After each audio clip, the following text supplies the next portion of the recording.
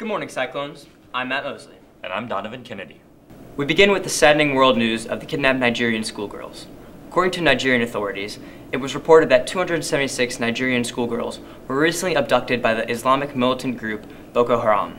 Boko Haram is a terrorist group receiving training from Al-Qaeda affiliates, according to U.S. officials. Its name means Western education is sin. In his nearly hour-long rambling video, Shekau, the leader of Boko Haram, repeatedly called for Western education to end, saying, "I abducted your girls, I will sell them in the market, by Allah." The outrageous threat means the girls' parents' worst fears could be realized. Parents have avoided speaking to the media for fear their daughters may be singled out for reprisals. It is stated that at least 53 escaped, leaving 223 missing. According to reports, 2 of the girls that escaped died from snake bites, but the rest of them are safe. International pressure on Nigeria is mounting, with protesters taking to the streets around the world to demand the rescue of hundreds of schoolgirls abducted by the terror group Boko Haram. From Los Angeles to London, demonstrators carried posters reading #BringBackOurGirls, a campaign that began on Twitter following the mass abduction of the girls in April, and chanted, "Bring them home, not for sale," and African lives matter. The protest on Saturday came the same day that U.S. Secretary of State John Kerry called on Nigerian President Goodluck Jonathan to step up efforts to find the girls. The African Union issued a statement on Friday expressing support to the efforts being made to rescue the abducted girls and bring to justice the perpetrators of this abhorrent act, and solidarity with the anguished families at the Washington demonstration. Nicole Lee, president of Trans-Africa, an African-American foreign policy organization, said, "Can you imagine if 234 girls were abducted from their school in Paris or in Chicago? This would be a nightmare. This would be an uproar. People would care, people would take action, and we would want the same for the girls in Nigeria." The United States has pledged support and aid for the safe rescue of the girls, but has made it clear that no troops would be deployed and that the Nigerian government would need to take lead in rescuing the girls. In local news, on May 2nd, a group of 3 sophomores from Lanphier High School held a fundraiser for the St. Baldrick's Foundation. St. Baldrick's is a volunteer-driven charity committed to funding the most promising research to find cures for childhood cancers and give survivors long, healthy lives. The idea is that students receive pledges in exchange for their hair. One junior, Marie Shaver, donated her 30 inches of cut hair to Locks of Love, a group that provides hair pieces to financially disadvantaged children suffering from long-term medical hair loss. The entire event was organized by Cassidy Johnson, Tori Rogers, and Sophia Reynolds. All the hair was cut by individuals from the University of Spa and Cosmetology Arts in Springfield, so no one was harmed by a stray razor. Approximately 25 students of both sexes had their heads shaved, and there was also a bake sale. Reynolds gave reporters an estimation of around $4,000 raised for St. Baldrick's.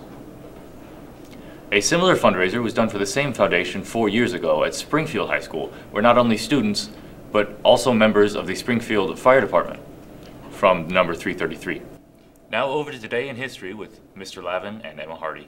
Now just remember, students, always do your reading.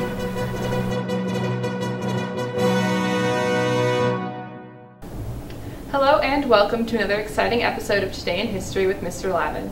Hi. What happened today, Mr. Lavin? Well, on this date in 1914, 100 years ago today, President Woodrow Wilson proclaimed for the first time national recognition of which of the following holidays?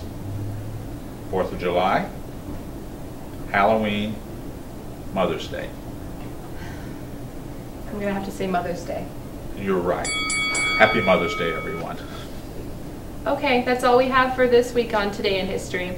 See you next year. Have a good summer, and as always, make sure to do your reading. I thought the answer was Halloween.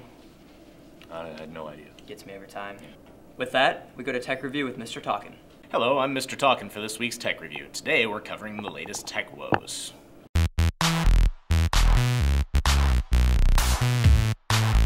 Several security issues have been discovered in the past weeks that could affect countless users of various websites and programs.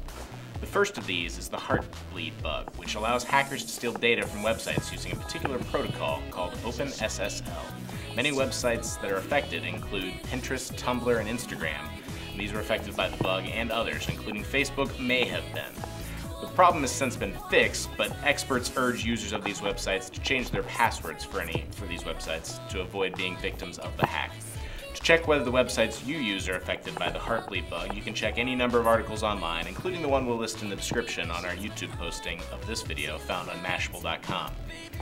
The other vulnerability recently discovered was found on Internet Explorer, which affects versions 6 through 11. The vulnerability left users open to the possibility that hackers could install malware, like viruses, on their computer without their knowledge. This could allow hackers to hijack a user's computer, giving them access to a user's personal files. Microsoft has released a patch to fix it on all recent versions of Windows, even including Windows XP, which Microsoft had just officially stopped supporting just a month ago on April 8th. Suggested fixes include installing any new updates for Windows and also to simply use a better browser like Chrome or Firefox. That's all for us here at Tech Review. Thanks for watching. I have absolutely no idea what he's talking about. I just don't like to change my password. It's pretty tedious. And finally, we go to Silver Linings with Janaea Brown and Marianne Huck.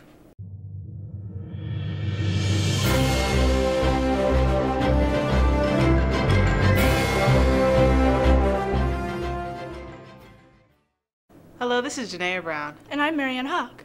Our story today is about 33-year-old Miguel Alvarez, who, with one other person, helped take care of 19 elderly people after the elderly home he worked at suddenly shut down. Valley Springs Manor, which is in California, was shut down due to safety concerns on October 24, 2013. All the staff, excluding Alvarez and the chef, Maurice Rowland, just left, leaving the senior citizens to care for themselves. The two men could not find information on their patients to call their families to pick them up. That left Alvarez, who was just a janitor there at that time, and Maurice to help bathe, feed, and care for the elderly left behind. Alvarez had no medical training, but still did his best to care for the residents. Both men continued with very little sleep for 2 days before authorities came to help. When asked what inspired him to stay, Alvarez said, "I'd never want to see my parents or grandparents go through anything like that. I tried the best I could." Police started a search for the manager and staff of the place as soon as they got to the scene and put charges on them. And now back to the studio. These stories always give me a warm, fuzzy feeling inside. Yeah. Well, I've got good news for all of you that are tired of seeing my ugly face. This is our last news program, so you're not going to see it anymore. From all of us here at the Cyclone Broadcasting Network, thanks for watching. Stay golden, Cyclones, and hear your birthdays until the end of the year. Thanks for watching. Okay, guys!